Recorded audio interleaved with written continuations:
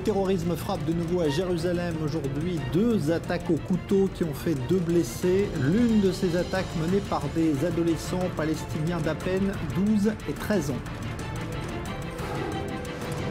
La Grande-Bretagne préférerait rester dans l'Union européenne, mais veut à tout prix renégocier certaines conditions. L'Allemagne reste néanmoins confiante dans l'issue de ces discussions.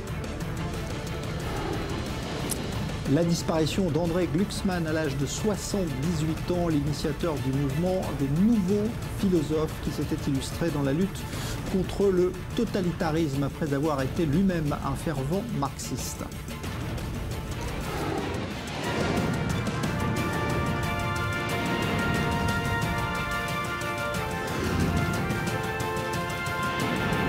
Le Grand Direct, avec Jean-Charles Banou.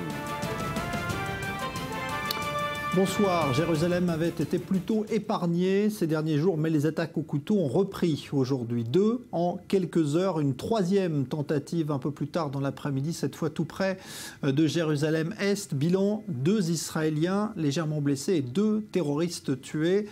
Des terroristes dont certains étaient à peine âgés de 12 ans. Le récit de Maël Benoliel. La ville 3 fois sainte, de nouveaux théâtres d'attaques au couteau, une première ces 10 derniers jours. La première aux environs de midi à un arrêt de tramway côté est de la ville. 2 jeunes Palestiniens âgés respectivement de 12 et 13 ans, armés d'un couteau, s'en prennent à un agent de sécurité du tramway. Il le blesse sérieusement, mais le vigile parvient tout de même à faire utilisation de son arme et blesse grièvement à son tour l'un des 2 assaillants. Son complice est appréhendé dans la foulée. Je me rendais chez un ami à côté d'ici, à Pisgatzev. Quand j'ai traversé, j'ai vu que les enfants étaient sous contrôle au niveau de l'arrêt du tram. Quelques agents de sécurité en sont sortis. Puis très rapidement, la police est arrivée.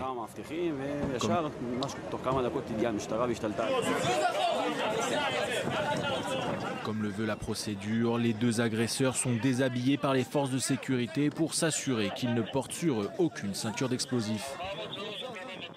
L'agent de sécurité est transporté quant à lui vers un des hôpitaux de la ville, tout comme son assaillant.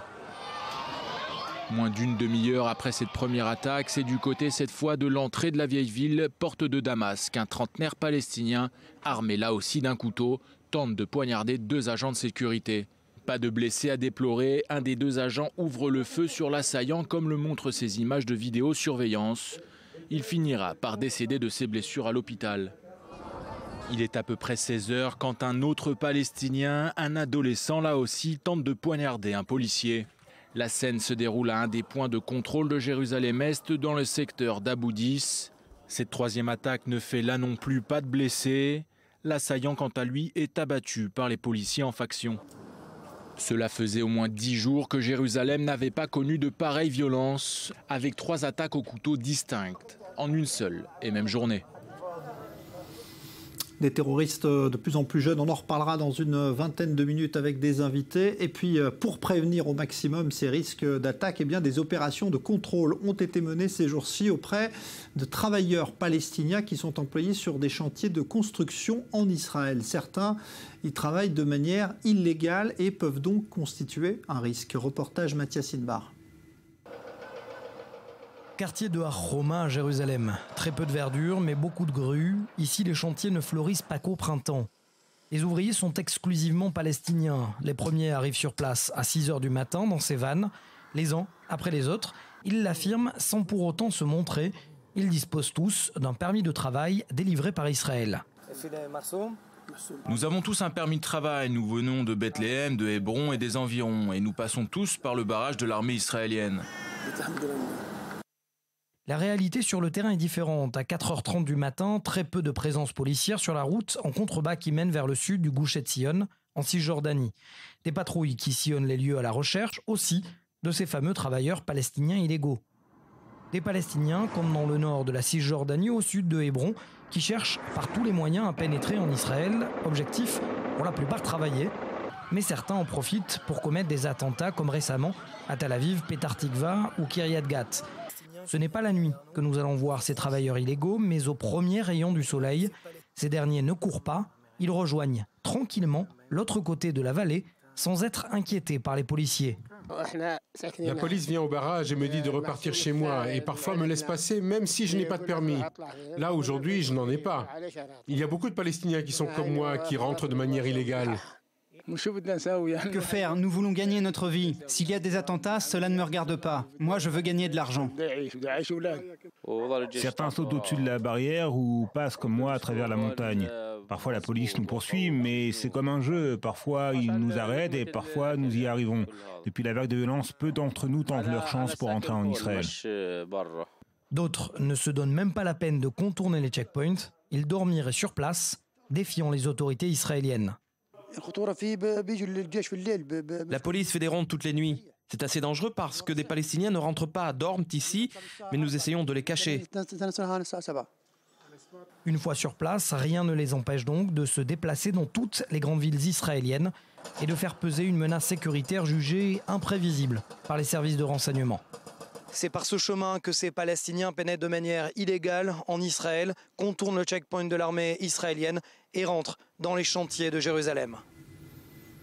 Autre opération d'arrestation, cette fois dans le secteur de Qalqilia, où 24 membres présumés du Hamas ont été interpellés la nuit dernière, soupçonnés de préparer des attentats en Israël. Maël Benoliel. Les forces spéciales israéliennes vont opérer dans quelques instants. Nous sommes dans la nuit de lundi à mardi à Qalqilia, une ville cisjordanienne de 45 000 habitants. Pas moins de 6 unités d'élite de Tsahal, mais aussi de la police, accompagnées par des forces des services secrets de la sécurité intérieure, ont pris position dans cette ville située seulement à 12 km des côtes israéliennes, tout près de Kfar Saba. Le but, démanteler un réseau du Hamas. Qalqilia est un des fiefs du groupe terroriste en Cisjordanie, et cela depuis toujours. Un réseau dirigé, guidé et financé par des membres des quartiers généraux du Hamas au Qatar et dans la bande de Gaza, et qui se préparait à relancer ses activités terroristes. Moins de 2 heures auront été nécessaires aux forces spéciales pour arrêter 24 membres de la cellule terroriste, des militants mais aussi des hauts responsables, certains d'entre eux ayant déjà été détenus dans les prisons israéliennes par le passé. Cette opération nocturne aura également permis de découvrir plus de 35 000 shekels en liquide, environ 8 000 euros, lors des différentes perquisitions. Un coup de filet réussi pour les forces israéliennes alors que les attaques au couteau sont quotidiennes dans la région depuis début octobre. Une cyberattaque de grande ampleur a visé de nombreux sites en Israël ces derniers jours. L'origine de l'attaque informatique a été identifiée. Il s'agit de l'Iran et cela doit bien sûr être relié à l'accord sur le nucléaire iranien auquel Israël reste farouchement opposé. Reportage Maxime Pérez. Une opération cybernétique d'envergure orchestrée par l'Iran. La première depuis la signature de l'accord sur le nucléaire en juillet dernier. Les hackers seraient rattachés aux gardiens de la révolution et avaient établi une liste de 1600 cibles à espionner, d'Israël aux États-Unis, en passant par l'Arabie Saoudite et des opposants iraniens. Il aura fallu 3 mois à la société israélienne Checkpoint pour neutraliser ce groupe qui s'était formé en 2014. Son mode opératoire plutôt simple, le phishing, l'envoi de courriels électroniques malveillants, capables de voler des données sensibles.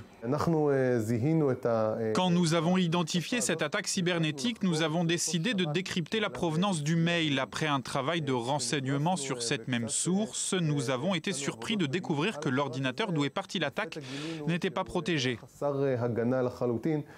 Les ingénieurs de Checkpoint parviennent à saisir toutes les données informatiques de l'ordinateur iranien.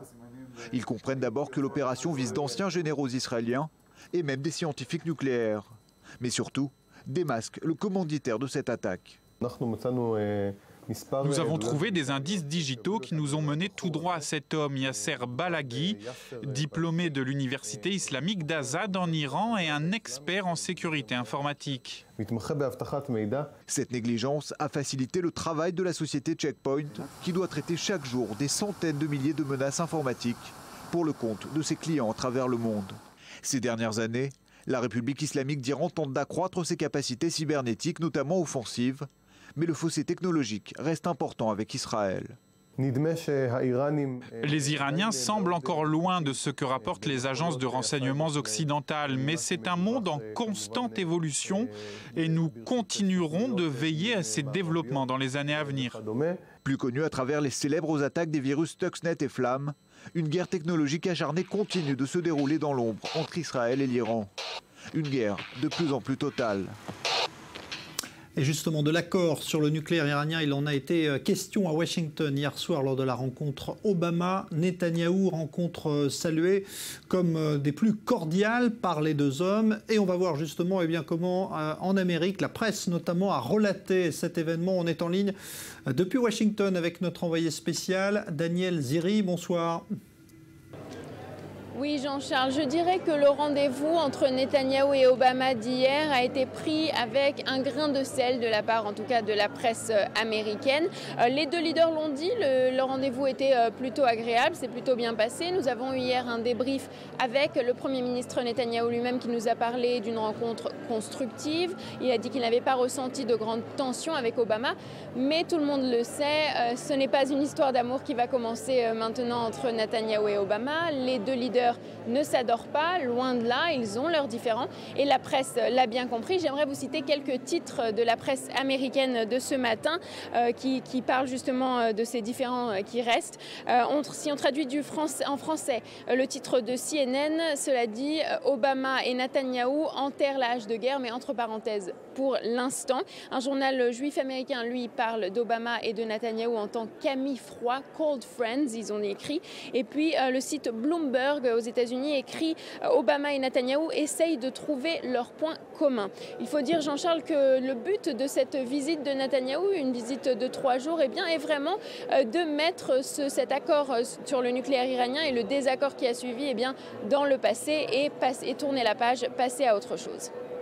Merci Daniel Ziri. Vous vous trouvez donc à Washington dans une salle où vient de s'exprimer justement Benjamin Netanyahou. Il s'adressait aux principales organisations juives d'Amérique du Nord. On écoute un extrait de son intervention. Vous êtes les partenaires d'Israël et vous êtes mes partenaires dans la construction du futur juif.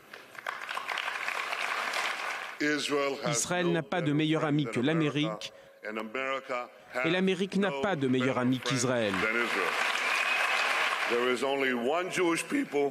Il n'y a qu'un peuple juif, il n'y a qu'un État juif, et plus que tout, nous devons travailler ensemble pour unir le peuple juif et sécuriser l'État juif. Je crois que ce qui est important, ce n'est pas seulement l'engagement du président Obama de renforcer la sécurité d'Israël sur les 10 années à venir, mais également son engagement à maintenir une avancée technologique militaire pour qu'Israël puisse se protéger seul contre toute menace. C'est ça le plus important.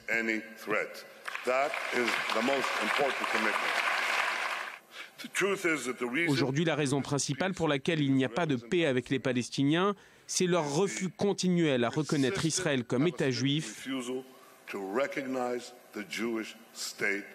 C'est ça la vérité. S'ils reconnaissent l'État juif, on aura une solution. Voilà donc Benjamin Netanyahou, c'était il y a quelques minutes à Washington. Dror Even-Sapir, bonsoir. Qu'est-ce qu'on retient alors justement de cette intervention du Premier ministre israélien ? Au-delà de ces phrases qui sont communes dans la bouche de Benjamin Netanyahou sur l'impossibilité de parvenir à une solution du conflit israélo-palestinien tant que du côté palestinien on ne reconnaît pas Israël comme État juif, ça c'est un classique chez Benjamin Netanyahou, on retiendra un discours tout à fait adapté au public, c'est-à-dire un public, celui des communautés juives d'Amérique du Nord, tout à la fois attaché à Israël, soucieux de la sécurité de l'État juif, et aussi un public plutôt libéral au sens américain du terme, proche plutôt du Parti démocrate, même si les juifs républicains ont un petit peu le vent en poupe dans certains secteurs de cette communauté. Benjamin Netanyahou a tenu à rassurer les pans de la communauté juive américaine qui s'inquiètent du fait que, dans certains secteurs de la population de la société israélienne, on aurait tendance à s'éloigner des valeurs de démocratie, de modernité, de pluralisme. Là-dessus, Netanyahou a eu des phrases tout à fait claires, assez inédites de la part du Premier ministre et qui pourraient peut-être faire grincer quelques dents du côté des partenaires ultra-orthodoxes de sa coalition. On a notamment parlé de la place accordée en Israël ou qu'il faudra accorder en Israël aux courants non orthodoxes du judaïsme religieux, les réformés, les conservatifs. Et puis je vais citer une phrase, Israël est au milieu d'une bataille entre la modernité et le médiévalisme. Il faut que la modernité l'emporte. C'est signé Benjamin Netanyahou. Ce genre de propos de la part du Premier ministre israélien, c'est assez rare tout de même. Alors, il a été question d'un sujet assez inédit aussi hier soir dans l'entretien avec Barack Obama, c'est la Syrie et le plateau du Golan. Alors, on apprend, c'est une révélation de nos confrères du journal Haaretz, que Benjamin Netanyahou aurait dit à Barack Obama qu'étant donné la nouvelle donne en Syrie, étant donné le fait qu'il n'y a plus d'État véritablement unitaire syrien, que les organisations djihadistes se sont emparées de larges secteurs du territoire syrien, notamment du côté du Golan syrien d'ailleurs, qu'il serait temps peut-être de repenser, de penser différemment le statut du Golan israélien. Vous savez que le Golan, c'est un territoire conquis en 1967, pendant la guerre de 6 jours, et qui a été annexé à Israël. C'est d'ailleurs le seul territoire annexé à Israël, mis à part Jérusalem-Est, bien évidemment. Et donc, en clair, Benjamin Netanyahou a demandé aux Américains de reconnaître l'annexion du Golan par Israël. Cette annexion n'a jamais été reconnue ni par les États-Unis ni par la communauté internationale. Et Benjamin Netanyahou pense, et certains cercles en Israël considèrent, l'idée fait son chemin dans certains cercles de la droite israélienne, que le moment est venu, que l'opportunité doit être saisie pour qu'Israël puisse obtenir cette reconnaissance tout à fait officielle de l'annexion du Golan par Israël. Barack Obama n'a pas répondu, il est resté très discret sur cette affaire. Cette question n'a pas été au centre de l'entretien d'hier, mais le fait qu'elle ait été évoquée par Benjamin Netanyahou prouve que là, il y a une évolution et une réflexion autour de cette question du Golan. Proposition qui a donc peu de chance ou pas d'être retenue? Dans l'immédiat, certainement pas. Sur le long terme, c'est peu probable également. Les annexions territoriales ont peu de chance d'être reconnues par les États-Unis, par l'Union européenne encore moins. Mais ce que les Israéliens peuvent espérer obtenir, et là dans un avenir proche, et ce sont des garanties de la part des Américains, mais pas seulement de la part des Américains, des garanties en cas d'accord sur l'avenir de la Syrie. Et vous savez qu'à Vienne, la communauté internationale négocie peut-être plus intensément depuis que la Russie s'implique très clairement auprès du régime et militairement auprès du régime de Bachar el-Assad contre les rebelles. Eh bien, Israël espère obtenir des garanties pour que, en cas d'accord, encore une fois, sur l'avenir de la Syrie, une part trop belle ne soit pas faite à l'influence de l'Iran dans la région, dans la Syrie et sur le Golan également. Merci, Dror Even-Sapir. Alors, puisqu'on parle de cette visite de Netanyahou aux États-Unis, eh bien, le chef de l'opposition travailliste israélienne, Yitzhak Herzog, est lui aussi présent aux États-Unis, presque sur les traces du Premier ministre d'ailleurs. Écoutez ce qu'il a pensé des retrouvailles Obama-Netanyahou. Il est interrogé par Tal Shalev. Je pense que nous n'avons pas d'autre choix que de nous orienter vers une séparation avec les Palestiniens et vers la solution qui consiste à avoir 2 États. Je ne contrôle ni le cœur ni le cerveau du Premier ministre et tout ce que je peux dire, c'est qu'il a la responsabilité historique d'une chose. Si nous n'avançons pas vers une solution à 2 États, nous perdrons les caractéristiques fondamentales et la nature du pays qui font d'Israël la terre du peuple juif. Évidemment, je ne pense pas que nous devrions blâmer qui que ce soit aujourd'hui. Ce que je peux dire au vu de mon entretien avec le ministre des Affaires étrangères John Kerry, c'est qu'il est essentiel pour nous de créer une opportunité dans la région, de se baser sur un arrangement régional qui aurait pour fondation une convergence d'intérêts avec les pays arabes modérés pour qu'ensemble nous puissions combattre la terreur, faire face à l'extension de Daesh et nous diriger vers une paix avec les Palestiniens. C'est de ça dont j'ai parlé avec Kerry. La Grande-Bretagne n'a pas intérêt à quitter l'Europe, mais nous allons devoir négocier certains points. C'est en substance le message délivré par le Premier ministre David Cameron aujourd'hui, alors qu'un référendum, vous le savez, est théoriquement prévu d'ici à 2017. Les Européens, eux, restent plutôt optimistes quant à l'issue de ces discussions. Chloé Demoulin. Elle avait été quelque peu éclipsée par le dossier grec et la crise des migrants. La question du maintien du Royaume-Uni dans l'Union européenne est de nouveau sur la table. Fort de sa large victoire aux dernières élections, le Premier ministre David Cameron a promis un référendum sur le sujet d'ici fin 2017. Contrairement à certains de ses amis conservateurs, le Premier ministre est loin d'être partisan du Brexit, c'est-à-dire de la sortie de son pays de l'Union européenne. Mais il entend se servir de cette échéance pour faire pression sur Bruxelles afin de réformer les institutions. Je ferai campagne pour garder le Royaume-Uni au sein d'une Union européenne réformée. Mais si nous ne pouvons obtenir un tel accord et si les préoccupations du Royaume-Uni ne sont pas entendues, et je ne pense pas que ce sera le cas, alors nous devrons repenser si oui ou non cette Union européenne est bénéfique pour nous. Et comme je l'ai déjà dit, je n'exclus rien. David Cameron souhaite renégocier plusieurs points. D'abord que l'Union ne fasse plus de discrimination entre les États non membres de la zone euro. Ensuite que l'accent soit mis sur la compétitivité. Que le Royaume-Uni soit exempté d'aller vers une Union toujours plus resserrée. Et enfin qu'elle dispose d'un plus grand contrôle en matière d'immigration. Des revendications dont certaines sont accueillies plutôt froidement par la Commission. Certaines choses sont hautement problématiques car elles touchent aux libertés fondamentales de notre marché intérieur. La discrimination directe entre citoyens européens entre clairement dans cette catégorie. Signe que les négociations entre le Royaume-Uni et les dirigeants de l'Union européenne vont réserver encore quelques nuits blanches à Bruxelles. Alors avec nous Lionel Friedfeld, bonsoir, analyste financier. Est-ce que la Grande-Bretagne a vraiment le choix? Est-ce qu'on peut envisager qu'elle quitte l'Europe si ces conditions ne sont pas respectées? Elle n'a pas le choix simplement parce que M. Cameron a un ultimatum fin 2017. Il doit organiser un référendum pour savoir si la Grande-Bretagne va sortir de l'Union européenne. Et en fait aujourd'hui, c'est pour ça qu'il demande il pose ses conditions à l'Union européenne, parce qu'il veut avoir une espèce d'accord avec notamment M. Juncker, le président de la Commission européenne, ou le président du comité européen, qui en fait aideront M. Cameron dans sa campagne politique, notamment pour le oui, pour rester, pour faire que la Grande-Bretagne reste dans l'Union européenne. Ces conditions, est-ce qu'elles sont acceptables ou pas pour les Européens? Alors il faut savoir de quel côté on se place. D'un point de vue, en tout cas britannique, d'avoir un peu plus la main sur la donne sécuritaire, c'est important. Aujourd'hui, quand on voit ce qui se passe, c'est important. Effectivement, en tout cas de promouvoir un marché unique européen plus fort, ça pourrait aller dans le sens notamment des partenaires européens. Alors on passe à l'autre actualité du jour, ça concerne le pétrole. On a vu que le FMI s'inquiète pour les pays du Golfe, les producteurs de pétrole, en leur demandant de prévoir une réorientation de leur économie. Ça veut dire que les prix du pétrole vont baisser durablement? Alors ça veut dire que selon l'Agence internationale de l'énergie, prévoit qu'en 2025, simplement, les cours arriveront à $80. Pourquoi? Ils préviennent en disant que c'est notamment les Américains qui ont exploité le pétrole de schiste, qui ont un petit peu déstabilisé les marchés. Et c'est pour ça qu'on arrive quasiment à 20 mois de bas historiques aux alentours de $50. Alors évidemment, ça déstabilise les sociétés, notamment les pays du Golfe, mais aussi les corporates qui ont notamment dû licencier, qui ont dû tailler dans la dépense, mais également arrêter les investissements. On parle de près de 200 milliards d'investissements dans le monde qui n'ont pas été faits justement à cause de ces conditions.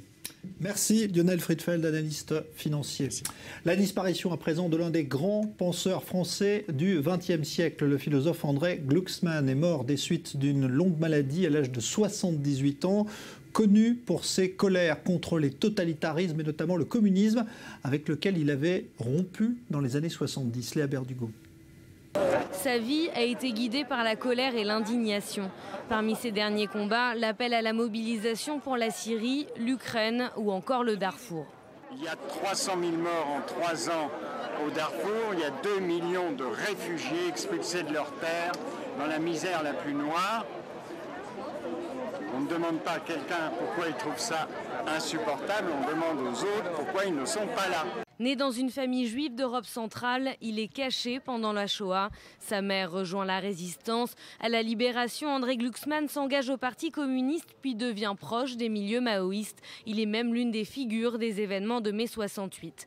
Mais quelques années plus tard, il opère un revirement intellectuel. Avec les nouveaux philosophes, il rompt avec le marxisme et lutte ardemment contre le totalitarisme.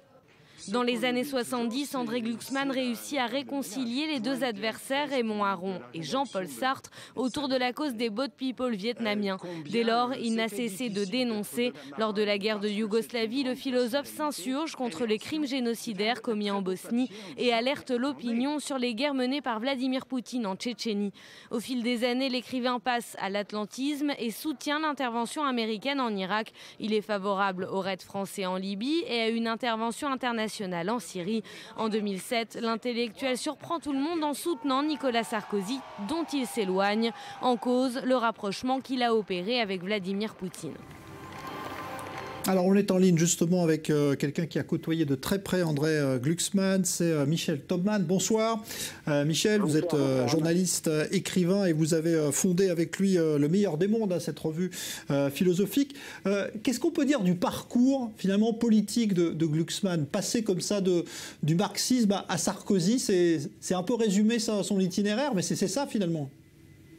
Oui, mais écoutez, André Glucksmann, c'est une longue vie, donc 78 ans, donc ça n'a rien d'extraordinaire ni d'étonnant que tout au long de sa vie, il a épousé finalement les tourments de l'histoire, les tourments du XXe siècle. Je rappelle qu'André Glucksmann est né en 1937.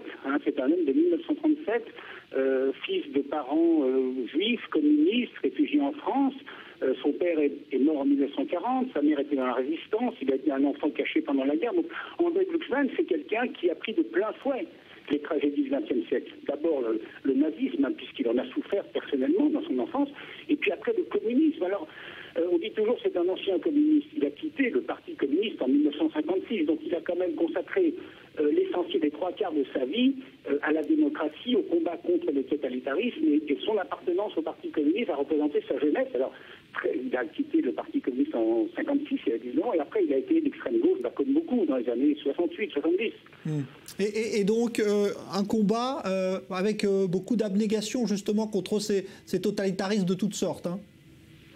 Écoutez, moi, le souvenir que je garde d'André, c'est l'image d'un homme bon, d'un homme gentil, timide, réservé lorsqu'il était en privé, et qui, lorsqu'il défendait une cause, la défendait bec et ongles. C'était un homme qui défendait des causes et qui vivait à travers des causes. Il a défendu les Dog People avec Bernard-Henri Lévy, Bernard Kouchner à la fin des années 70. Il a défendu le peuple algérien, victime des islamistes dans les années 90. On ne peut pas citer toutes les causes qu'il a défendues. Et surtout, par exemple, il défendait des causes que personne ne défendait ou très peu. Par exemple, les Tchétchènes.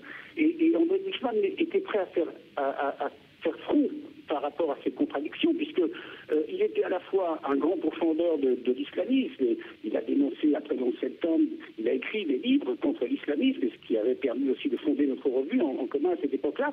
Et en même temps, il défendait les Tchétchènes, et certains le lui reprochaient, mais André Glucksmann, il défendait les Tchétchènes, il défendait le peuple tchétchène, il ne défendait pas les islamistes, et il savait faire passer avant tout l'universalisme, c'est-à-dire la défense des peuples opprimés, la défense des êtres opprimés, avant finalement telle ou telle idéologie. Et ça, je crois que c'était la force de cet homme-là. Merci Michel Taubman pour cet hommage. Je rappelle que vous êtes journaliste, écrivain, que vous avez fondé avec lui donc le meilleur des mondes, cette revue philosophique. Un mot également pour signaler la disparition aujourd'hui de l'ancien chancelier allemand Helmut Schmidt. Il avait 96 ans, chancelier de ce que l'on appelait alors la RFA entre 74 et 82 pour le Parti social-démocrate. Son action fut tournée vers la construction européenne et le développement du fameux couple franco-allemand. On va marquer une pause et se retrouver dans un instant. On retournera à Jérusalem après les nouvelles attaques au couteau perpétrées aujourd'hui, certaines par de très jeunes attaquants. À tout à l'heure.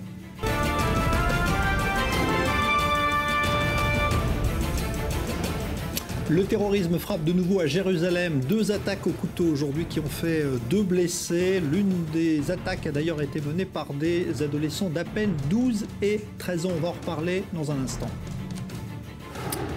La Grande-Bretagne préférerait rester dans l'Union européenne, mais veut à tout prix renégocier certaines conditions. L'Allemagne, elle, se montre confiante quant à l'issue de ces discussions. La disparition d'André Glucksmann à l'âge de 78 ans, l'initiateur du mouvement des nouveaux philosophes. Il s'était illustré dans la lutte contre le totalitarisme après avoir lui-même rompu avec le marxisme.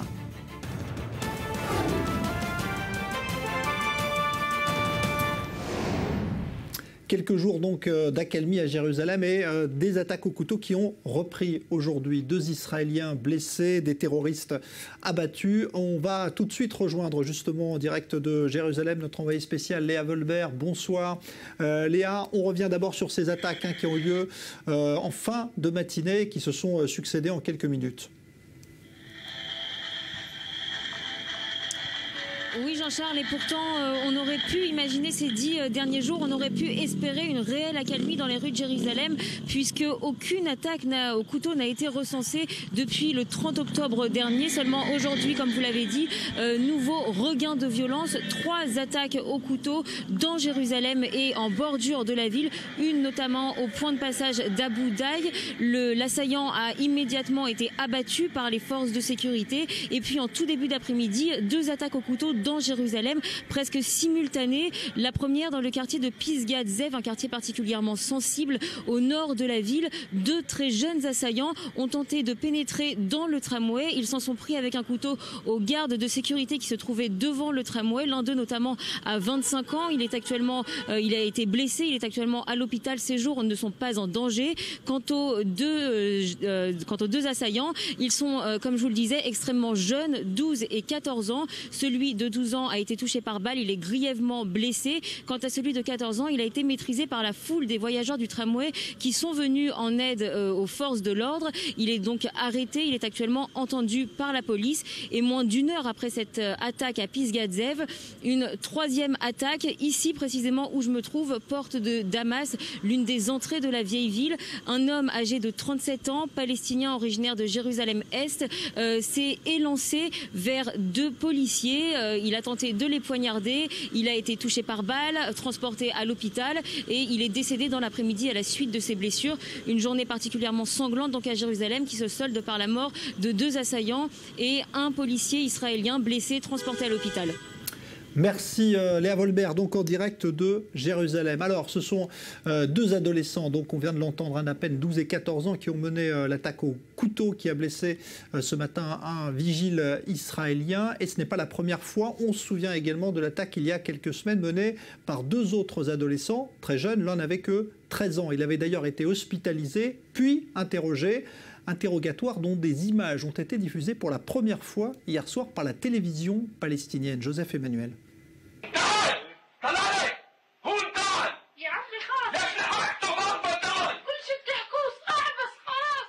Ces images ont été diffusées par la télévision d'État palestinienne. Ce sont les images de l'interrogatoire d'un terroriste présumé, un adolescent palestinien de 13 ans. Depuis, la toile internet palestinienne s'enflamme. La vidéo a été partagée des dizaines de milliers de fois.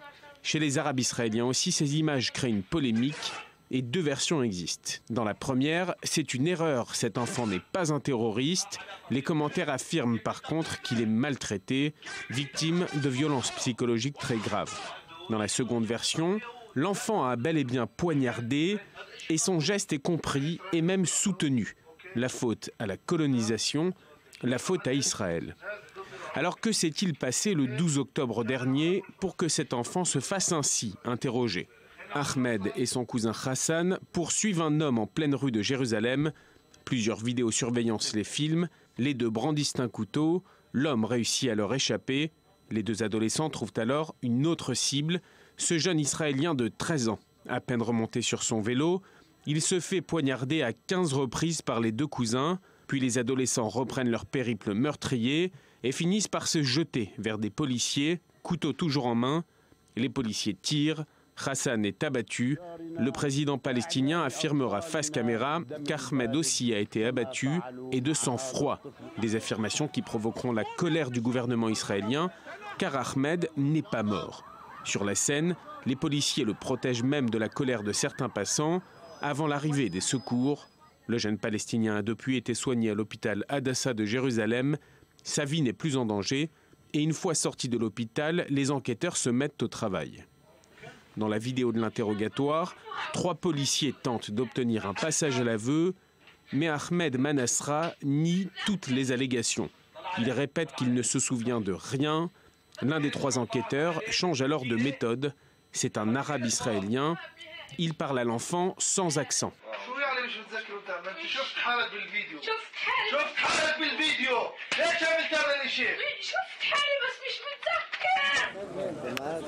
Selon la loi israélienne, un mineur de moins de 14 ans ne peut pas être condamné à une peine de prison. Ahmed aura 14 ans en janvier. L'État hébreu se retrouve dans une situation de vide juridique presque inédite, juger des terroristes de plus en plus jeunes. Une députée israélienne travaille à un projet de loi pour incarcérer les mineurs de moins de 14 ans reconnus coupables d'actes terroristes. Alors, comment gérer justement juridiquement le cas de ces terroristes de moins de 12 ans, 13 ans, comme c'est le cas aujourd'hui d'ailleurs, hein, parce que celui de tout à l'heure à Jérusalem n'aurait même pas 12 ans, d'après les dernières informations. On va en parler avec deux avocats. Bonsoir Amir Badran, vous êtes avocat ici à Yafo. Bonsoir à vous. Philippe Koskas, vous êtes avocat à Jérusalem. Alors, d'abord, les images qu'on vient de voir, cet interrogatoire, est-ce qu'il vous choque à vous, personnellement? Est-ce que vous trouvez normal qu'on interroge de cette manière Moi, il ne me choque pas. Il ne me choque pas dans le sens où il n'y a pas eu de violence physique, il n'y a pas eu d'atteinte.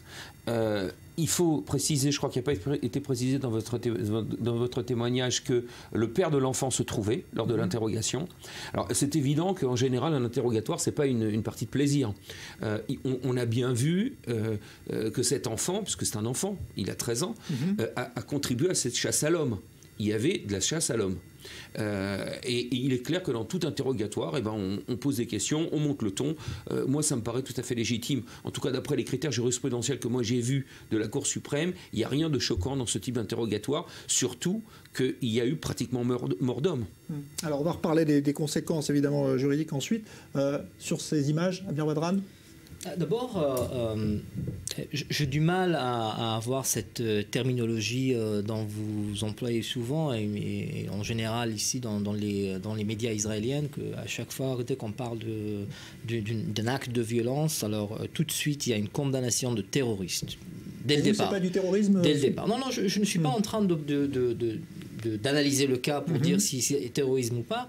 Je suis en train de parler d'un phénomène qu'on est en train de vivre en Israël, surtout ce jour-ci, que chaque acte est tout simplement considéré comme un acte de terrorisme, que chaque suspect est un terroriste en potentiel, parce que les motivations sont tire d'abord et on demande, on pose des questions après. Et ce qu'on a vu plusieurs fois, à plusieurs reprises récemment, ce qu'il y a plus de 2 ou 3 cas, la jeune demoiselle à Foula qui a été fusillée. Elle n'est pas morte, mais elle a été fusillée alors qu'elle tenait atteinte à personne. Un deuxième cas où un gars a été fait descendre du bus, il a été fusillé par les soldats. D'autres cas aussi dans les médias ont donné. Donc il y a un problème. C'est vrai qu'il y a la panique. C'est vrai qu'il y a les deux côtés qui sont choqués, ils sont en peur. Mais d'ici à en arriver à l'État d'Israël en tant qu'un État démocratique, le ministère et les maires demandent au peuple juif, ceux qui ont des armes, de les porter et de tirer pour tuer. Là, on glisse vers quelque chose de très très grave. Oui, mais je crois que vous ne voyez pas. Attendez 2 secondes. Moi, je ne peux pas laisser passer quelque chose comme ça. Non, je suis désolé. Je peux juste répondre. On n'est peut-être pas dans le débat, mais vous bottez en touche. C'est tout à fait clair qu'on a bien vu dans les photos. Il y avait, j'ose pas dire que c'était pas du terrorisme. Si ça, c'est pas du terrorisme, alors qu'est-ce que c'est le terrorisme? Il y avait ce que vous avez vu, Amir, dans les photos, ça s'appelle une chasse aux Juifs ou une chasse aux Israéliens. On a vu la première tentative, on a vu la deuxième tentative et on a vu la troisième tentative. Et c'est exactement. Alors, c'est clair que dans cet état de panique, il y a des bévues et il y a des erreurs. Mais vous pouvez pas parler de l'exception alors que la règle, elle est qu'on est en train de voir une vague de violence terroriste qui est incitée de maternationalisme. Vous pouvez pas répondre non à cette question. Moi, je veux dire qu'il faut bien comprendre les faits. Et quand on parle d'un phénomène, on est en train de vivre un fléau, carrément.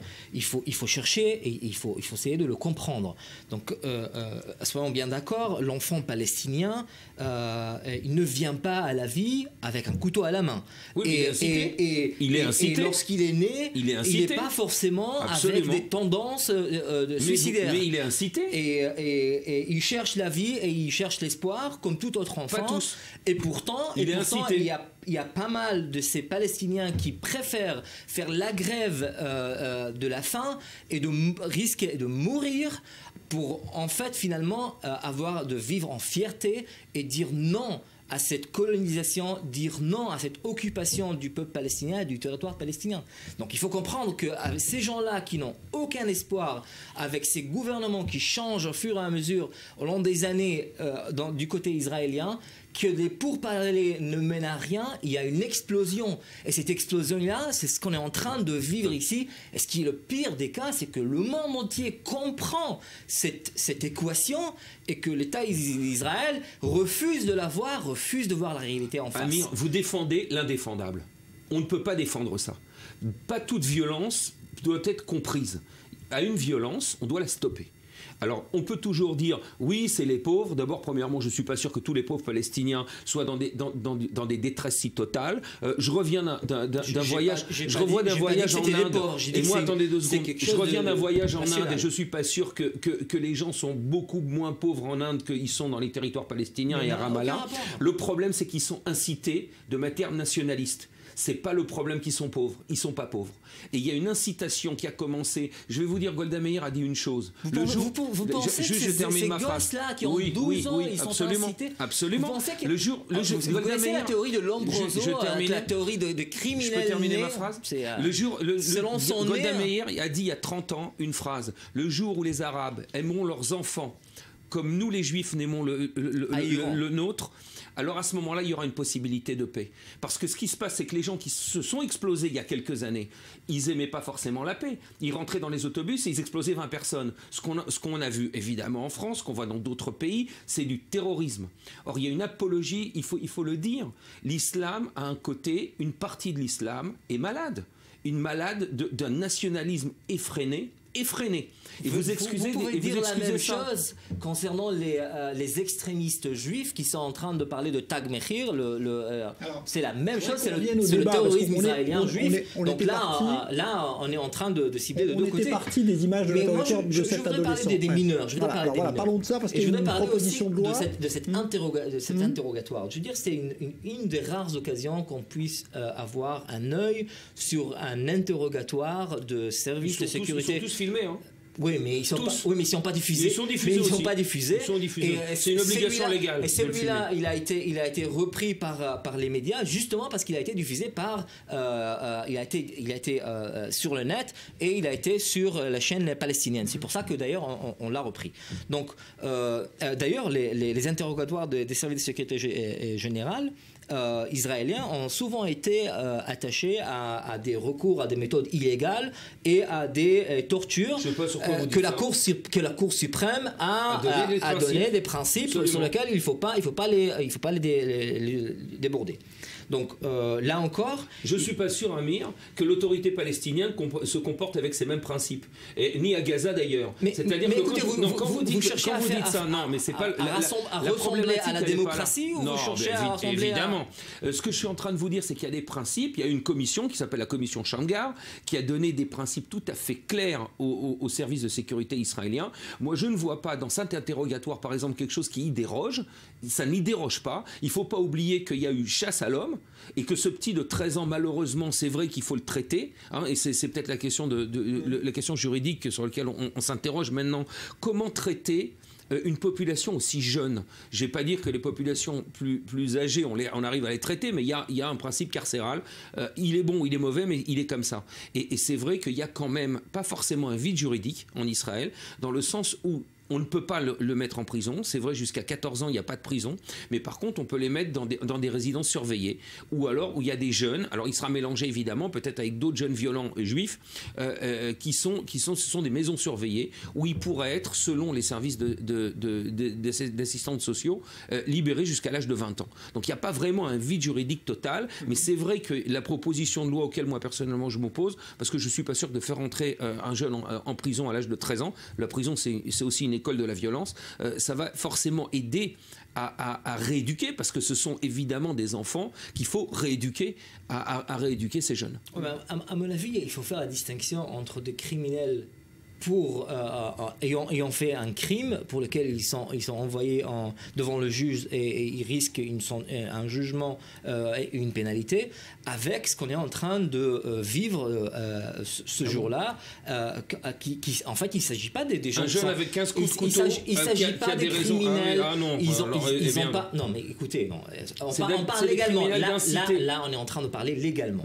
Donc quand on parle d'une manière juridique, ce ne sont pas pas les criminels typiques que vous trouvez dans... Non, écoutez, il y a une incitation à la violence, 15 coups de couteau, tentative de meurtre. Mais on n'est pas là pour le comprendre. Là, et justement, lorsqu'on parle de mineurs, c'est ça ce qui fait la différence entre les majeurs et les mineurs, lorsqu'on parle de la condamnation, lorsqu'on parle du jugement, lorsqu'on parle de la pénalité. Et c'est pas pour rien que lorsqu'on parle de mineurs, on évite le recours, et c'est le dernier recours quand on parle d'une prison ferme, alors qu'il y a plein d'autres voies de jugement, de correctionnel, comme vous l'avez dit, dans des endroits clos sur lesquels on pourrait réhabiliter ces jeunes-là. Et je dis, c'est pas le cas le cas légal typique qu'on connaît des gens dans la procédure pénale. La raison pour laquelle une personne a tué n'est pas importante pour la culpabilité. Par contre, elle pourrait être importante ou aggravée. Non, elle peut être importante ou aggravée sur le taux de la peine. C'est deux choses qui sont complètement différentes. J'allais dire, elles sont même aggravantes. Parce que quand on dit on a vu ce qu'on voit maintenant, c'est-à-dire qu'ils sont sortis, ces deux jeunes sont sortis dans le but de faire du sang, de tuer. Ils sont tombés sur une personne, ils ne l'ont pas eu. La deuxième, s'il y a eu une chasse à l'homme. Or moi je dis que c'est même à la limite aggravant. Ça ne les excuse pas. 12 ans, aujourd'hui peut-être même pas 12 ans d'ailleurs pour celui d'aujourd'hui. Il n'y aura peut-être même pas de poursuite d'après la jurisprudence pour lui. Il y aura poursuite, à mon avis, ils seront internés dans les maisons. Il y a déjà une poursuite contre lui. Il y a déjà une poursuite qui est entamée contre lui. Cette poursuite-là, normalement, va aboutir d'une manière qu'il y aura une correction de la lettre d'accusation. Et il y aura certainement, d'après ce que l'avocat du jeune est en train de dire, il y aura un aveu rapide pour justement éviter le fait qu'il rentre en prison. C'est-à-dire de manière paradoxale, ce qui se passe 14 ans. Avec ce petit texte. Ceci dit, il faut comprendre que le parquet israélien, à mon avis, on ne sait pas encore comment est-ce qu'il va réagir dans ce cas-là. Mais ce qui est encore plus grave, c'est ces tentatives, en fait, aujourd'hui, qu'on est en train de parler d'une nouvelle loi qui, en fait, essaye, encore une fois, de ne pas trouver les remèdes et les vraies racines du problème, mais juste, encore une fois, de travailler, de donner des solutions comme ça, d'un coup, qui trouvent que c'est juste pour faire de la cosmétique. On a les premières images d'ailleurs de l'attentat aujourd'hui dans le tramway, donc avec ces adolescents très jeunes sur ce garde de sécurité. Indéfendable. Ce que je veux dire, c'est qu'on n'est pas là pour donner des raisons à la violence. La violence, on n'est pas là pour les raisons, ni vous ni moi d'ailleurs. La violence, elle doit se condamner. Elle doit se condamner. Et on ne peut pas défendre l'indéfendable. Des deux côtés. Or, ce qui se passe, il n'y a pas de deux côtés là. Ici, il se passe. Attendez 2 secondes. Là, on est en train de parler de ce qu'on est en train de voir. Alors, on ne parle pas de ce que les militaires israéliens font. Mais non, on ne peut pas mettre dos à dos la personne qui donne le coup de couteau et la personne qui reçoit le coup de couteau. Enfin, écoutez, quand vous tirez sur un enfant avec une balle, c'est pareil. Mais on dit c'est pareil, c'est la même chose. Je vais vous dire, il n'y a personne qui tire sur les enfants avec les balles. Attendez, je termine. Moi, on m'a appris en France quand j'ai fait l'école juridique, on m'a appris que le geste est le même, l'école de droit, le geste c'était le même, c'était un peu plus barbare quand vous tuez quelqu'un avec une hache que lorsque vous le fusillez. Mais attendez 2 secondes, mais c'est la même chose. Les militaires qui ont tiré sont en prison. La seule différence, c'est ça, c'est que vous défendez les jeunes qui tirent à coups de couteau.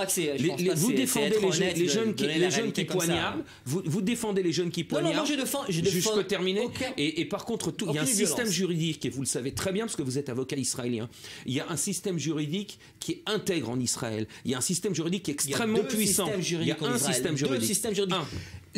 La seule raison pour laquelle il est jugé dans les tribunaux israéliens, c'est parce Israël. Attendez 2 secondes. C'est parce qu'il vient de Jérusalem, parce que sinon il était pris dans un tribunal militaire. Attendez, il faut reconnaître. Et là-bas, il y aura une autre loi appliquée à d'autres gens. Mais c'est normal. Attendez 2 secondes. Vous pouvez. Alors si vous vouliez reconnaître que le droit israélien s'applique en Cisjordanie, ça voudrait dire que la Cisjordanie soit israélienne. Je ne suis pas sûr que c'est votre conclusion. C'est comme ça que vous comprenez les choses. Alors donc, évidemment, bien entendu, c'est le droit international. Soit vous appliquez une loi différente. Je peux juste terminer ma phrase. Soit vous l'annexez et vous dites que c'est je peux juste terminer ma phrase. Je dis qu'il y a un système, et vous le savez très bien, Maître Badran, un système de droit qui est impeccable. impeccable en Israël. Le deuxième système de droit que vous évoquez, c'est le système de la Cisjordanie, parce qu'on sait très bien que la Cisjordanie, pour l'instant... Non, c'est un système militaire israélien. Parce que c'est pour l'instant, il y a un vide juridique au niveau de la Cisjordanie. Il n'y a pas de vide juridique, il y a une juridiction appliquée par le militaire israélien sur les des Palestiniens les violenteurs et les violentés. Et ça, c'est un scandale. Vous ne pouvez pas légitimer les attaques au coup de couteau, les jeunes qui sortent, qui achètent des bonbons. Il achète des bonbons, il se fait poignarder de 15 coups de poignard. Vous allez là où ça vous arrange et moi j'ai pas dit ça. Non, mais vous ne pouvez pas le justifier. C'est injustifiable. Merci à tous les deux. On ne pourra pas aller plus loin. Merci Amir Badran, merci Philippe Koskas. Évidemment, on revient sur cette situation et on vous remontrera ces images diffusées tout à l'heure donc de ce qui s'est passé dans ce tramway aujourd'hui à Jérusalem. Une base militaire haute technologie pour Tsahal. L'armée israélienne dispose depuis exactement un an d'un outil de formation pour ses soldats doté des toutes dernières technologies et qui est installé dans le Negev, dans le sud d'Israël. Reportage Julien Baloul. Bienvenue dans le nouveau centre de formation de Tsahal, ou en d'autres termes, la base du futur conçue par l'armée israélienne. Dans ce lieu imaginé par l'ancien Premier ministre Ariel Sharon, en plein désert du Negev, l'exigence principale est l'éducation via les hautes technologies. Ici, chaque soldat a son propre ordinateur et a accès à des moyens à faire pâlir d'envie les écoles du pays, comme par exemple des lunettes 3D pour visionner des présentations. Nous avons fait venir dans cette base les technologies les plus avancées d'Israël et du monde. Des films en 3D par exemple, grâce auxquels le soldat peut être en classe et comprendre plus facilement la structure de l'ADN. Étudier l'ADN dans les livres comme on le faisait auparavant est une chose, mais pouvoir l'observer en 3 dimensions face à soi dans une salle change totalement la donne. Autre différence avec les bases militaires classiques, les gradés et les soldats mangent à la même table et les corvées de cuisine et de ménage ne dépendent plus des soldats. Elles ont été confiées à des entreprises privées. Une véritable révolution dans la mentalité militaire qui voyait jusqu'à présent dans ces tâches le moyen d'inculquer la discipline aux soldats. En les supprimant, le but est de permettre aux jeunes recrues de Tsahal de se concentrer uniquement sur leur apprentissage. Et là encore, les méthodes d'enseignement ont été revues. Exit les amphithéâtres et les rangées de chaises. Place aux tables rondes pour permettre les discussions. Des changements qui, selon les officiers, portent déjà leurs fruits sur le terrain. Aujourd'hui, les soldats qui sortent de ce lieu sont de meilleurs mécaniciens, de meilleurs infirmiers. Ils sont professionnels et leur présence aura de l'influence dans les prochains combats de l'État d'Israël. Mais Moyen-Orient oblige, la politique n'est jamais bien loin. Derrière ce projet titanesque, on trouve une vision, celle de David Ben Gurion, le fondateur de l'État juif, qui rêvait de faire fleurir le désert du Negev. Tout ce transfert de milliers de soldats et de commandants dans le Negev est un projet sioniste, celui de rendre le désert habitable en allant rejoindre dans le sud les communautés déjà présentes. Nous sommes fiers de participer à cet effort national pour le renouveau du désert. La base de formation fête ces jours-ci son premier anniversaire. Si pour le moment l'échelon politico-militaire se félicite des premiers résultats, il est encore trop tôt pour savoir comment les infrastructures seront entretenues au fil des années et pour être certain que les budgets actuellement alloués seront maintenus pour conserver l'avancée technologique du site, un lieu qui d'ailleurs dépend en partie de millions de dollars de dons de philanthropes juifs de diaspora. L'affaire impliquant le joueur de foot du Real Madrid, Karim Benzema, et son coéquipier Mathieu Valbuena a connu de nouveaux rebondissements aujourd'hui. On en parle tout de suite avec notre correspondant en direct de Paris, Olivier Lerner. Bonsoir Olivier. Nouveau développement lié justement à des écoutes téléphoniques cette fois. Fragile, Benzema, friable, même pourrait-on dire, Jean-Charles, après la matinale d'Europe 1, qui fait donc avancer cette affaire qui s'apparente plus à un feuilleton de série B sur la mafia qu'au football à proprement parler. Et c'est pourtant l'équipe de France. Alors pour être clair, les mots pour le moment sont écrits. Nous n'avons pas le son en notre possession. Mais pour bien comprendre, eh bien, il faut citer Benzema dans le texte. Voilà ce qu'il a dit à Valbuena, donc début octobre, et qu'il reformule au téléphone mot pour mot à son ami d'enfance, un délinquant lyonnais bien connu des services de police. Si tu veux que la vidéo soit détruite, mon ami vient te voir à Lyon.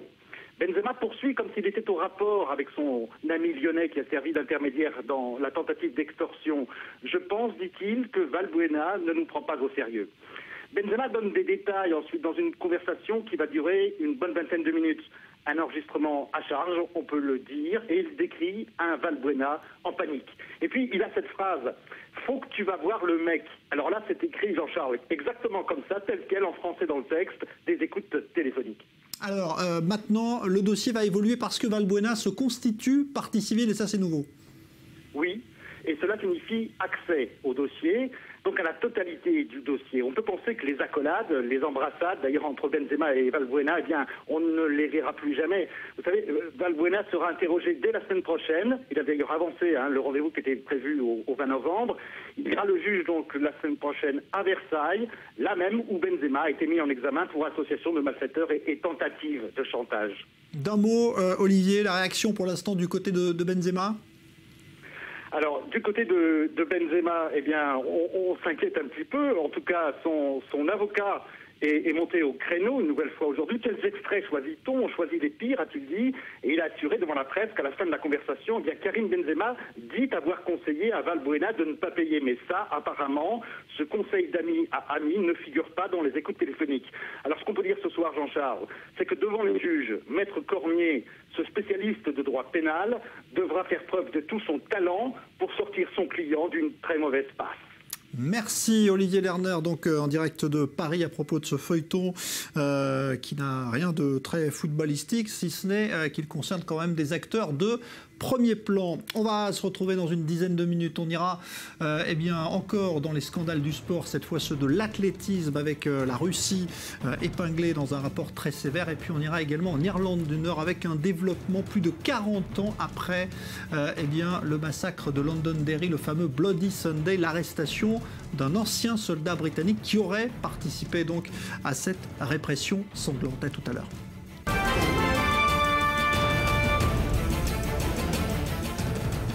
Retour du Grand Direct et le Kremlin qui a rejeté aujourd'hui les accusations de l'Agence mondiale antidopage. La Russie réfute tout système de triche organisée dans l'athlétisme russe après les accusations très précises hier révélées par l'Agence mondiale antidopage et puis les demandes de bannissement qui en découlent concernant l'athlétisme russe. Julia Ganantia.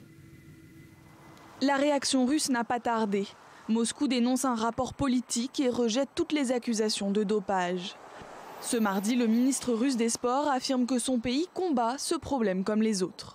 Le dopage n'est pas le problème de la Russie. Il ne faut pas mettre l'accent sur la Russie. C'est un problème mondial. Nous savons que les pays du monde entier combattent ce problème et nous faisons pareil. La Russie a jusqu'à la fin de la semaine pour répondre aux révélations. Faute de quoi, elle risque une suspension de toute compétition en athlétisme, dont les JO 2016 de Rio. Une solution radicale en faveur de laquelle plaident les instances sportives australiennes et britanniques. En Russie, le rapport est ressenti comme une violente attaque contre le pays et sa grandeur. Dans les rues de Moscou, les habitants se refusent à croire aux menaces qui pèsent sur leurs champions. Le malaise est palpable. Je pense que nos autorités sportives sont honnêtes et adéquates. L'histoire entière de notre sport le prouve. Nos autorités sportives ne sont pas pires que celles des autres pays comme les États-Unis et d'autres encore. Alors je ne vois aucune raison de ne pas croire aux déclarations de Moutko et des autres. Je pense que notre sport est attaqué pour des raisons politiques. On ne peut pas être vaincu. Tous ceux qui voudraient que nous soyons plus faibles, tous ceux qui veulent que nous perdions, ça n'arrivera pas comme ça. Nous vaincrons. Au-delà du cas de la Russie, le Kenya craint d'être lui aussi mis au banc de l'athlétisme mondial. Le pays africain se sait dans le collimateur. Depuis 2012, une trentaine d'athlètes ont été suspendus pour dopage. 15 restent toujours interdits de compétition, dont la star du marathon Rita Jeptou, suspendue en janvier pour 2 ans après un contrôle positif à l'EPO. Alors, on est en ligne justement avec une des figures de l'athlétisme français, Jean-Claude Perrin, entraîneur national. Bonsoir Jean-Claude. Oui, bonsoir. Alors, est-ce que vous qui êtes dans ce milieu depuis très longtemps, est-ce que c'est quelque chose qui se savait, qui se disait que la Russie justement pratiquait un dopage organisé, ou est-ce que finalement on tombe des nues aujourd'hui? Oh non, personne ne tombe des nues. On est surtout excessivement inquiet pour le retentissement que ça va donner pour le sport dans le monde. Mais de nombreux, non pas spécialistes, mais entraîneurs, étaient conscients que de nombreux pays utilisaient d'une façon illégale la préparation, utilisait le dopage pour gagner tous ces athlètes qui avaient fauté, c'était des voleurs de médailles. Donc maintenant, peut-être qu'on va pouvoir avoir quelque chose de plus égalitaire. Mais on est inquiet également parce qu'on voit que ce système a été couvert par de la corruption au plus haut niveau, hein, puisque l'ancien président de la Fédération d'athlétisme là vient d'être lui aussi mis en examen. C'est corruption et chantage, puisque ceux qui étaient contrôlés positifs des athlètes qui avaient fauté, on les faisait chanter, on les rackettait pour avoir de l'argent. Les dirigeants qui traitaient avec les dopés, avec les tricheurs, encourageaient donc les gens à contourner les règlements. C'est absolument épouvantable. Il n'y a pas une société humaine ou technique qui peut tolérer une déviation pareille de ces institutions. Est-ce qu'à votre avis, cela va déborder sur d'autres sports, d'autres disciplines dans les jours qui viennent, dans les mois qui viennent? Il serait vraiment sot de penser que c'est uniquement l'athlétisme qui est en cause. Il ne faut surtout pas condamner systématiquement, même s'ils sont fautifs, les athlètes russes, car quand on va chercher dans le monde d'autres fautifs, on va voir qu'il n'y a pas beaucoup de pays ou de sports qui sont à l'abri de ce phénomène. Ce qu'il est sûr, c'est que les Russes ont créé un système de tricherie, de raquettes, d'extorsion de fonds, comme on n'en a jamais vu, non seulement en sport, mais à Chicago même. Merci Jean-Claude Perrin, ancien entraîneur national d'athlétisme, pour cette analyse. Et demain, c'est Vladimir Poutine lui-même qui devrait s'exprimer sur le sujet. L'autre sujet du moment, c'est aussi le réchauffement climatique. On dit qu'il va faire le malheur des habitants de la planète si rien n'est fait. Mais pour l'instant, eh bien, il contribue peut-être au bonheur de quelques-uns, et notamment des viticulteurs britanniques. Explication Julia Ganancien. Le climat change, le vin aussi. En Angleterre, l'évolution de la météo, associée à un sol calcaire, a largement bénéficié au vin effervescent anglais, qui représentait les 2/3 des plus de 6 millions de bouteilles produites en 2014. Déjà, certains vignobles produisent des pinots noirs de très grande tenue, de quoi réjouir les producteurs. Les pays chauds ont du mal à gérer les changements climatiques. Il y a moins d'eau, il fait trop chaud, etc. Et donc ça devient compliqué de cultiver les raisins dans ce genre d'environnement, tandis qu'en Angleterre, ils profitent du changement climatique. L'Angleterre compte aujourd'hui plus de 600 vignobles. La plupart d'entre eux se situent dans le sud-est du pays, mais quelques domaines fleurissent bien plus au nord et en Écosse. Plumpton College est la première et unique école de viticulture britannique. Elle a ouvert ses portes au milieu des années 90. Tout un symbole pour un pays qui, il y a 30 ans, ne figurait même pas sur la carte des pays viticoles. Chris Foss est directeur du département vin de l'école. L'industrie du vin britannique est sans doute parmi les plus dynamiques et elle connaît l'une des plus fortes croissances au monde. Le vin pétillant en particulier devient plus populaire. C'est très sympa de faire partie d'une telle industrie qui se développe de manière si importante et qui fournit tant d'occasions pour nos étudiants. Au grand chamboule tout climatique, il y aura des perdants et des gagnants. Les vignerons allemands et polonais se frottent les mains et demain, des vins d'Angleterre, de Belgique, de Suède et même de Norvège seront dégustés. Quant à la vigne et au vin français, ils ont encore de belles décennies devant eux, pour peu qu'ils sachent s'adapter. Et la Grande-Bretagne, justement, on y reste avec cette page d'histoire, l'une des plus sombres de l'histoire du Royaume britannique, qui se rouvre aujourd'hui, 43 ans après le Bloody Sunday, cette répression meurtrière d'une marche pacifiste de catholiques nord-irlandais. Eh bien, un développement judiciaire inattendu. On en parle avec vous, Julien Baloul. Bonsoir. Une arrestation aujourd'hui, bonsoir à vous, absolument. 43 ans après. On est 43 ans après les faits, vous le dites. C'est un ancien soldat britannique qui a été arrêté. Je vous rappelle un peu d'abord les faits. c'était quoi le Bloody Sunday? C'était le 30 janvier 1972. 13 personnes avaient été tuées par des parachutistes britanniques qui avaient ouvert le feu contre une manifestation pacifique. Quelques mois après, une 14e personne était décédée de ses blessures. C'est le ministère de la Défense lui-même qui a annoncé que cet ancien soldat a été arrêté. Le ministère de la Défense qui a refusé de donner plus de détails dans un premier temps, estimant que ce n'était pas approprié parce qu'il était encore en cours d'interrogation. Finalement, c'est la police nord-irlandaise qui a donné plus de détails, qui a affirmé que c'est un homme de 66 ans. Il avait 23 ans au moment des faits et il est interrogé dans un poste de police de Belfast. Alors c'est une nouvelle étape judiciaire de cette affaire. Oui, absolument. En fait, après ce drame, il y avait eu une enquête un peu éclair, un peu expéditive qui avait exempté l'armée britannique de tout soupçon. Puis sous la pression des familles, la pression populaire, Tony Blair, le Premier ministre britannique en 1998, avait ordonné une commission d'enquête. Jean-Charles, tenez-vous bien, il y a quelques chiffres sur cette commission, c'est assez impressionnant. Elle a entendu 900 témoins. Elle a travaillé pendant 12 ans. Elle a publié un rapport de 5000 pages et au terme de ce rapport, elle a estimé que l'armée britannique avait bien tiré contre des civils qui n'étaient pas armés, qu'elle a tiré sur des manifestants qui tentaient de fuir et qui étaient déjà sur le sol. Donc le rapport a été publié en 2010. La même année, c'était David Cameron qui était Premier ministre. On va voir ces images. Il a prononcé un discours historique devant une foule rassemblée sur le grand écran qui avait acclamé ce discours puisque dans ce discours, il a affirmé être profondément désolé pour ce qui s'est passé et il a estimé que les actions de l'armée étaient injustifiable, c'est les mots qu'il a employés. La foule a évidemment acclamé ce discours et en 2012, donc, une enquête criminelle a été ouverte à la suite de ce rapport. Vous voyez toutes ces étapes depuis 1972, 98, 2010, 2012, aujourd'hui, toutes ces étapes un peu historiques. Il faut dire que c'est un épisode sanglant qui reste très présent dans l'histoire, dans l'imaginaire aussi du pays. Oui, l'opinion publique reste très divisée. Certains estiment qu'il faut bel et bien rendre justice. D'autres estiment qu'on va ouvrir une boîte de Pandore, qu'on ne sait pas comment la refermer puisque il y a eu 3500 personnes qui sont mortes en 30 ans de violence interconfessionnelle, et pas tout le monde n'a eu droit à un procès. Il y a eu plusieurs souvenirs mémorables dans la culture populaire, par exemple U2, la chanson Sunday Bloody Sunday, et ce film également Bloody Sunday, sorti en 2002, film qui avait remporté plusieurs prix, dont celui de l'Ours d'Or au Festival de Berlin. Merci Julien Balloul. Alors on va voir l'éclairage à présent d'un historien spécialiste de l'Irlande, justement, Pierre Joannon, qui est en ligne avec nous. Bonsoir. Vous êtes l'auteur de Il était une fois Dublin. Vous connaissez évidemment bien ce conflit qui a opposé catholiques et protestants pendant des années. Qu'est-ce que vous pensez aujourd'hui de ce que fait la Grande-Bretagne, c'est-à-dire d'arrêter 43 ans après un ancien soldat qui aurait participé peut-être donc à ce massacre?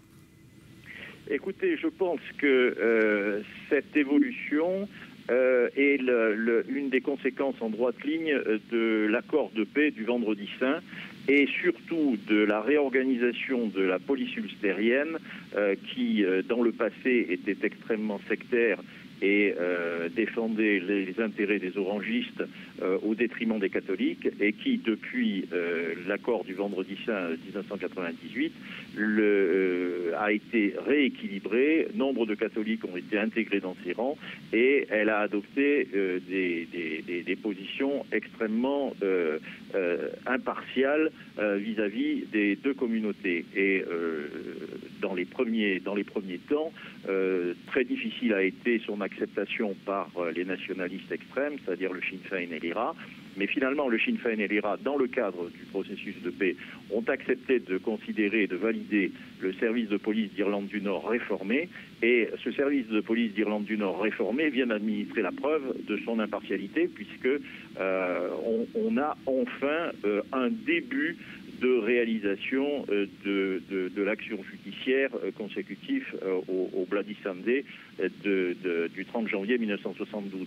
Il aura fallu quand même pas mal de temps pour que cette affaire-là arrive au jour et que l'on cesse de couvrir finalement ce qui a été les bavures du premier bataillon de parachutistes de l'armée britannique qui a tiré sur la foule ce jour-là, une foule désarmée qui était venue manifester pour les droits civiques et non pas en faveur de l'IRA ou en faveur du changement de régime constitutionnel voulu par le Sinn Féin. C'était des gens qui manifestaient pour les droits civiques et qui ont été fusillés à bout portant sans rime ni raison. Ouais. Est-ce que vous pensez qu'aujourd'hui, la Grande-Bretagne, l'opinion britannique est prête à, par exemple, affronter un procès où pourraient comparaître justement les anciens parachutistes qui ont participé à ces exécutions? Est-ce que c'est quelque chose qui vous semble imaginable aujourd'hui?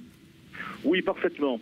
Parfaitement, parce que, je le répète, le processus de paix qui a mis fort longtemps à se mettre en place est maintenant solidement installé, bien qu'il reste encore beaucoup à faire et que la réconciliation soit toujours à l'ordre du jour et ne soit pas encore réalisée. Mais ce processus de paix a permis une évolution des esprits, aussi bien en Grande-Bretagne qu'en République d'Irlande, qu'en Irlande du Nord. Donc je crois que les esprits sont prêts maintenant à voir avec plus de lucidité et avec un recul ce qui s'est passé il y a 20 ans, 30 ans ou 40 ans. Je crois que maintenant le moment est propice à faire, comment dirais-je, l'inventaire des atrocités et de renvoyer les responsabilités à qui de droit. Et cela, c'est valable pour les exactions commises par les services de sécurité. C'est valable également pour les exactions commises par le Sinn Féin et par l'IRA, qui ont également à balayer devant leur porte à cet égard. D'un mot, il nous reste 1 minute, mais Pierre Joannon quand même, qu'est-ce qui a pu enclencher ce mécanisme ce jour-là de donner l'ordre à des soldats de tirer sur une foule désarmée? C'est une décision politique, à votre avis ?